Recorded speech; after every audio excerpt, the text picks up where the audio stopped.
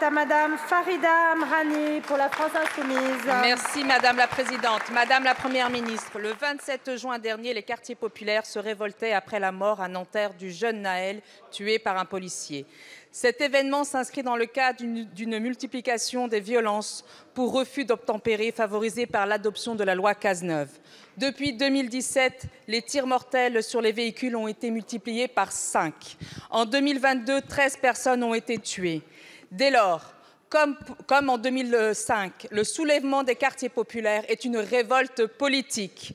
Pourtant, jeudi à la Sorbonne, vous annonciez en grande pompe des réponses 100% répressives. Sanctions pour les parents, création de centres d'encadrement par les militaires, nouveaux pouvoirs pour la police municipale. En misant sur tout le sécuritaire, plutôt que l'abrogation de la loi Cazeneuve, vous refusez d'entendre les revendications exprimées. Plutôt que de pénaliser les parents et de réprimer les enfants, renforcer nos services publics. 3 d'entre eux sont toujours menacés d'effondrement. L'éducation.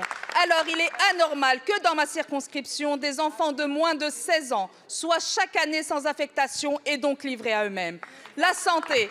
À l'heure où nos hôpitaux tombent en ruine et où nos quartiers deviennent peu à peu des déserts médicaux. La sécurité enfin, alors que le lien de confiance entre la police et la population est désormais rompu. Madame la Première ministre, quand allez-vous élaborer avec les acteurs de terrain et les élus de proximité un pacte social ambitieux pour nos quartiers populaires? Merci beaucoup, ma chère collègue. La parole est à Monsieur Olivier Véran, porte-parole du gouvernement et en charge du renouveau démocratique. Merci Madame la Présidente, Mesdames et Messieurs les députés, Madame la députée Farida Amrani. Il y aurait beaucoup de choses à dire sur le constat que vous faites et que je ne partage pas, notamment sur l'origine politique des émeutes urbaines qu'a connues la France. Vous le comparez à 2005. Moi, je ne suis pas d'accord. Je considère que s'il y a eu un drame initial, la motivation, d'ailleurs, les enquêtes de police et de justice l'ont montré, dans moins de 10% des cas, la situation du jeune Naël a été évoquée par les émeutiers. Je pense qu'il ne faut pas tout mélanger. Et je crois que dans les mouvements qu'ont connus un certain nombre de villes et de quartiers populaires de nos villes françaises, il ne faut pas y voir forcément de la révolte politique. En tout cas, ce n'est pas mon cas. Néanmoins, Madame la députée, après avoir, dans un premier temps, montré qu'on était capable de rétablir l'ordre, d'arrêter les fauteurs de troubles et de punir, eh bien, c'est poser la question de savoir ce que nous faisions dans la durée pour les quartiers populaires, d'abord pour éviter qu'il y ait des nouvelles émeutes urbaines, et puis ensuite pour arriver, dans le cadre de la politique qu'on appelle le CIV, qui est le comité interministériel des villes, à savoir comment est-ce qu'on continue de développer une politique à destination des quartiers prioritaires.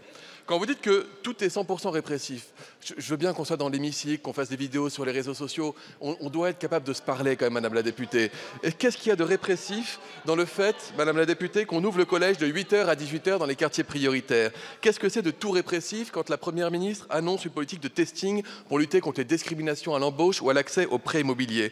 Qu'est-ce qu'il y a de 100% répressif lorsqu'on met en place un plan entrepreneuriat quartier 2030 pour aider justement les jeunes qui ont du talent dans nos quartiers à arriver à investir et à entreprendre? Je veux dire, il faut qu'on sorte des slogans en permanence parce que les gens qui vous écoutent ont l'impression qu'on ne s'occupe pas d'eux, alors qu'en réalité, on s'occupe d'eux. Et c'est des choses sur lesquelles on peut se retrouver. De la même manière, Madame la députée, je suis élu d'une circonscription que vous connaissez puisqu'elle est gérée par la France Insoumise, Grenoble. Vous voulez qu'on parle du bilan grenoblois depuis que la France Insoumise est au pouvoir? Je vois Madame la députée qui est là. Il n'y a plus de rénovation urbaine, il n'y a plus de programme en rue, on laisse les pauvres s'entasser dans les quartiers, on met même plus d'eau sur les places des marchés des quartiers pop. Donc regardez ce que vous faites là où vous gagnez, ensuite donnez des leçons. Merci beaucoup, Monsieur le Ministre. La parole est à Monsieur Philippe Emmanuel. Allez-y, ma chère collègue. Transparente, mais quand même, j'existe. Donc, Monsieur le Ministre, vraiment, franchement, ce qu'attendent nos jeunes, et il y a du talent dans nos quartiers. Et moi, ce que je vois, c'est pas du tout ce que vous êtes en train de me décrire. Donc, du coup, Monsieur le Ministre, je vous invite vraiment à venir dans les quartiers populaires de ma circonscription. Chiche, venez, donnez-nous rendez-vous et allons-y ensemble. Je vous remercie.